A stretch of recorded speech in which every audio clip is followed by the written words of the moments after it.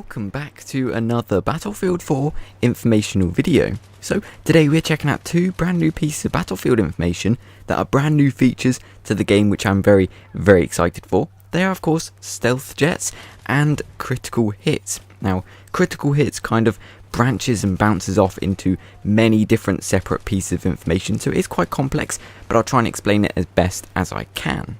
So let's go into stealth jets to start with. They are based around unique air combat roles. Now in Battlefield 3 we had fighter jets and attack jets which shared the same unlocks. So if you put say heat seekers on your main jet customization menu, it would then transfer across to the attack jets which are found in Rush. So there wasn't really any uniqueness or separation there. Whereas in Battlefield 4, that's gone, that's completely gone. And of course, fighter jets are gone. They're now called stealth jets. They're pretty much the equivalent. The difference between these stealth jets and attack jets now are that stealth jets focus on air-to-air combat, whereas attack jets focus on air-to-ground, which is of course air to tanks, jeeps, infantry. So no doubt this time around we'll get some unique and separate unlocks for each type of jet. For example, the attack jets might get the guided missile, whereas the stealth jets might get something to do with the countermeasures, radars, lock-ons that are unique to them. Otherwise, let's move on to the critical hit section.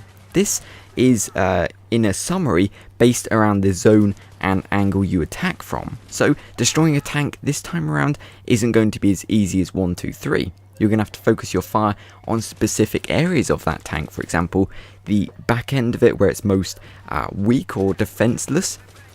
And of course, if you're angled, it won't do as much damage as a straight on back shot. So you're going to have to worry about what kind of angle you're approaching from and where you're hitting that vehicle. It doesn't have to be a tank, it all depends on where you hit it and what angle you come from. Now, top shots, they're something a little bit different. This is mainly advantage for javelins. Also, RPGs, if you can get one on, again, say the tank, if you can get one on the very top, it's going to do more damage and have better effect than, say, a side shot or, I wouldn't say a back shot, but a frontal shot, for example. I would say that's mainly for just javelins, but of course it could be anything. Jets, if you attack from the top, you're going to do quite a bit of damage. Now let's talk a little bit more about the critical hit section. This is a replacement for the disabling system they had in Battlefield 3. As we know, in say a jet, when you became disabled, you were more or less defenseless unless you could get to the ground and find an engineer pretty darn quickly. Of course, this applies to all vehicles. If you don't have an engineer or someone who can repair your vehicle, then you're pretty much stuffed. You have to leave that vehicle, you have to abandon it, which is more or less a waste. And I think that's what they promoted in Battlefield 3. But this time around, once you get disabled or get to the certain point in your health bar where it's really low, that's more or less the critical hit section.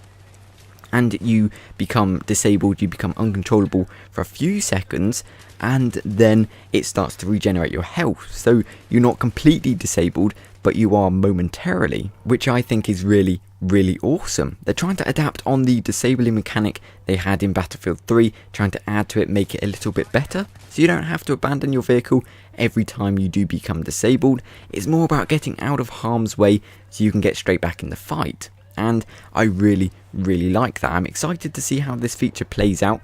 I'm excited for the customization in jets and general customization in Battlefield 4. It's going to be absolutely outstanding. So that's all I have for you today. I hope you enjoyed. Do leave your opinions and thoughts in the comment section below. Otherwise, thank you very much for watching, and as always, until next time.